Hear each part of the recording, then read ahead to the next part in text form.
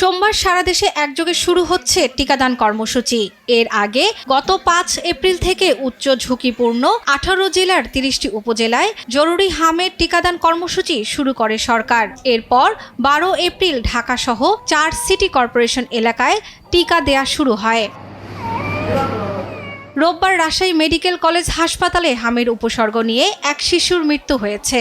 এ জেলায় এখন পর্যন্ত মারা গেছে ৫২ জন, নতুন ভর্তি হয়েছে ১০ জন, সুস্থ হয়ে বাড়ি ফিরেছেন ২৬ জন। বর্তমানে হাসপাতালে চিকিৎসাধীন ১৩২ জন। হামির উপসর্গ নিয়ে গেল ২৪ ঘন্টায় ময়মনসিংহ মেডিকেলে ৩ মাস বয়সী এক শিশুর মৃত্যু হয়েছে। এ সময় নতুন ভর্তি হয়েছে ৩৪ শিশু। আইসোলেশন ওয়ার্ডে চিকিৎসাধীন রয়েছে ৭৮ শিশু। কুমিল্লা মেডিকেল কলেজ হাসপাতালে হামির উপসর্গ নিয়ে এক শিশুর মৃত্যু হয়েছে।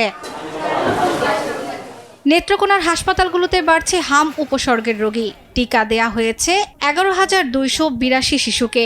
গেল ২৪ ঘন্টায় জেলার ২২ জন রোগীর হামের উপসর্গ নিয়ে ভর্তি হয়েছে। এর মধ্যে বর্তমানে ভর্তি আছে ১৩০ জন।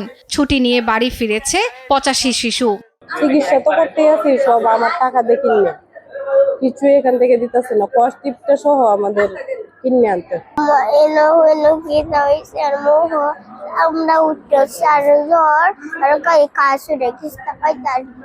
স্বাস্থ্য অধিদপ্তরের তথ্য অনুযায়ী চলতি বছরের ১৫ মার্চ থেকে এখন পর্যন্ত দেশে হামে আক্রান্তের সংখ্যা ছাড়িয়েছে ২২,০০০, আর হাম ও হামের উপসর্গ নিয়ে ২১৩ শিশুর মৃত্যু হয়েছে।